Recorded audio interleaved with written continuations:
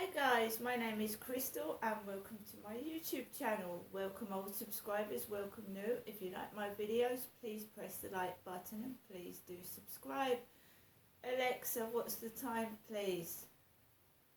The time is 8:56 a.m. Alexa, what's the date today? Today is Wednesday the 1st of February. Alexa, what's the weather like? Currently, in Rochester it's 5 degrees Celsius with clear skies and sun. Today, you can expect lots of clouds, with a high of 10 degrees and a low of 5 degrees. Alexa, can you tell me a joke? This week I've got some special guests telling jokes. Just say, tell me a comic relief joke. Tell me a comic relief joke. Alexa, tell me a comic relief joke.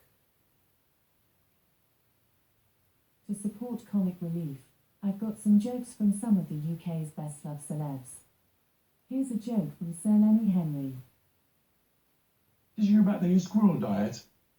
It's just nuts. Oof. Want another joke? Yes, please. Please say yes or no. Yes. Okay. Here's a joke from Sir Lenny Henry. I was offered a job at the mattress factory once. I asked if I could sleep on it. Can I interest you in another joke? No, thank you. Please say yes or no. No. Okay. To get involved with Red Nose Day, or to buy a red nose, search Comic Relief on Amazon. Yeah, I do support comic relief. I usually always buy a comic relief nose from Sainsbury's. But I guess I may not be able to go to Sainsbury's this year, so I'll have to see if I can get one online. Right guys, I've got up this morning a bit later than normal. I felt lethargic and a bit pissed off and fed up after I was treated like that in the co-op last night. And I guess that's what it's meant to do. If people ignore you, are rude to you, it makes you feel nasty inside. It makes you feel horrible. And of course, I came home feeling deflated and a bit upset. But hey ho, I've got up this morning with the intention of to forget all about that and to get on with the rest of my day. Now the doctor told me that my cholesterol is high.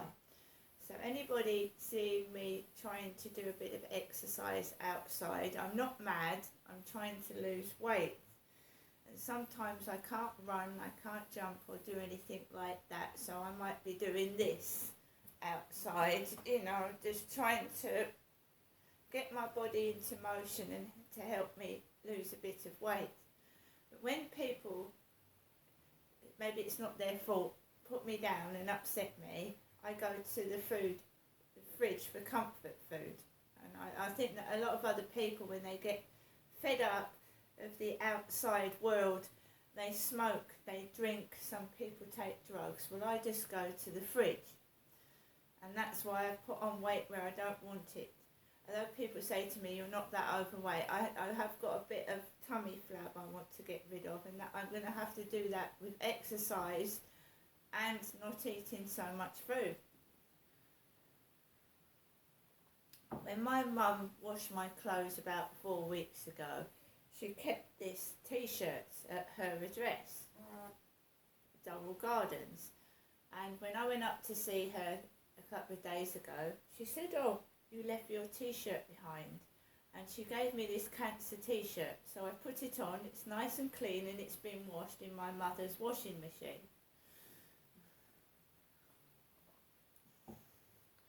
Another way to put people down is to try and get into their minds. So when you send them messages, words that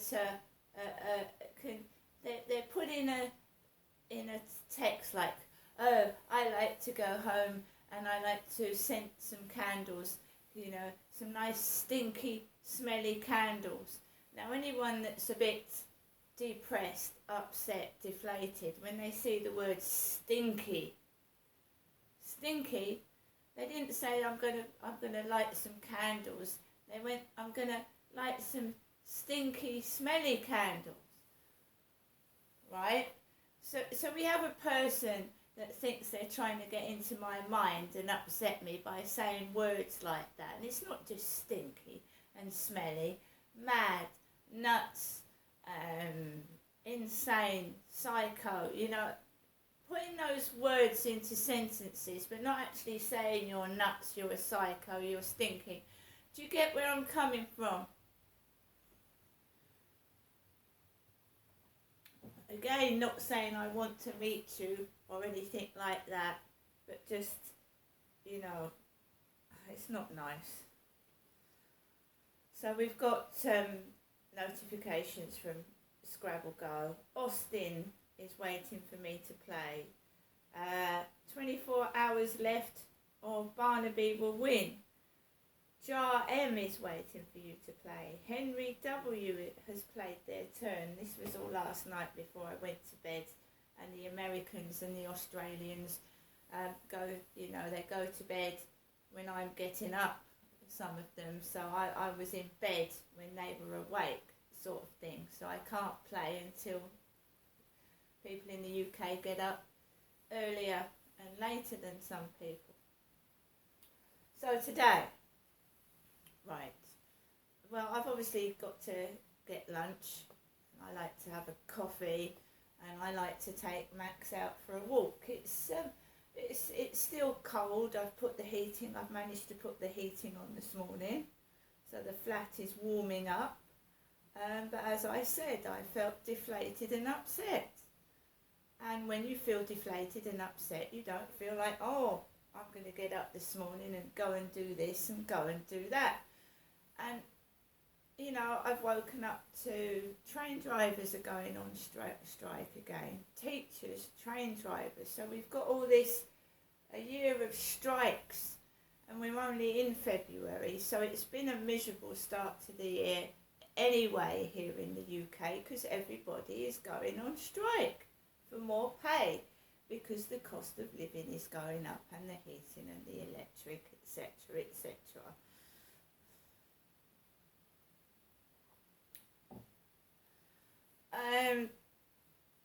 This place that I'm living in is now getting more like a concrete jungle. Blocks and blocks of flats. No air, nowhere to breathe, just blocks and blocks and blocks of flats. And that's what's happening because we are becoming overpopulated, which means more people are living than are dying. There's not, you know, because it's a natural circle of life. People die. There's more people being born than there are dying. That's what I mean. So we're becoming overpopulated, and more women are having more babies. Whereas it was common to have 2 or 3 babies. A lot of women now are having 4 or 5 babies. Couples are splitting up and they're having babies with other women, other men, and we're becoming overpopulated. And we're building more and more and more and more flats. And there is less air to breathe in. And it's happening everywhere, not just in Rochester. They're building flats in Chatham, Gillingham, all over Medway, and they're cutting down all the trees and the greenery to make way for flats. And it is a concrete jungle. And the more flats, the more people, the more pollution, the more rubbish, and the place is going to get like a cesspit eventually. A cesspit, a smelly cesspit. The water hygiene people came out to the flats opposite down the bottom yesterday, not our flats. And what is water hygiene? There's something wrong with the water, I expect. Already. It wasn't to these flats, by the way. The water hygiene was to the flats down the bottom opposite mine. But we had a problem with a smell when these flats were first built. There was a stink, a sewerage smell coming through the kitchen sink. So, I mean, you know, we were in Chatham years ago. There was rats running along the pier. Some pier in Chatham. there was rats on it coming out the sewer. It is just going to be one big giant cesspit. What was once a lovely old Dickensian little place is now going to become a concrete jungle. And I said, the more flats, the more people, the more rubbish, the more pollution. They're bringing London down to Rochester. It's like, except it's worse. It's worse because Medway towns are small. London is big. Rochester, Gillingham, Chatham, etc. is small. So it's just like a great big maze of flats. They all look the same. People are going to get confused as to who's who and where's where. And when I first moved in, I thought, oh, maybe they're building a few flats, but they are. It's an eyesore now, an absolute eyesore. My dream is to have a bungalow by the sea, and it was my dad's, I think, as well, before he passed away. I think everybody wants to retire and have a chalet cottage or something by the sea, or in the countryside away from this. They have brought London to Rochester, and people escape London. They go to work to London, and then they want to escape to a nice flat away from it, but it's actually like living in, it will be, when you've got all the big people hustling and bustling about, and the kids on their scooters, etc., etc. And people want to escape all that. They want a bit of peace and quiet where you live, don't you? I don't know about other people that live here. I felt forced into this flat, forced into it. I didn't feel that I had a choice but to take it. And I'm just stuck now, stuck.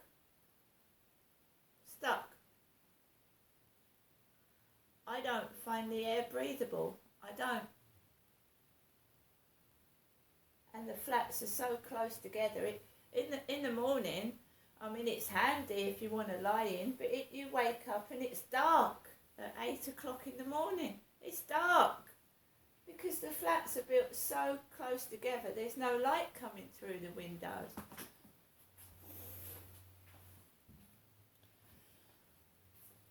Right, guys, I'm going to get on with the rest of my day.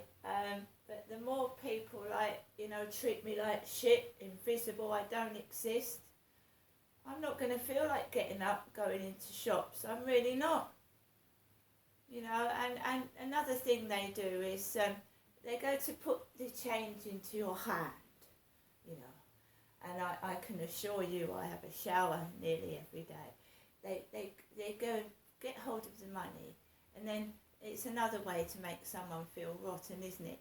Instead of putting the money in the hands, they put it on the counter, like your hand is a disease. It's diseased. And Princess Diana, she held hands with AIDS victims. She held hands with people with diseases. She wasn't prejudiced like some people around here are. See you later.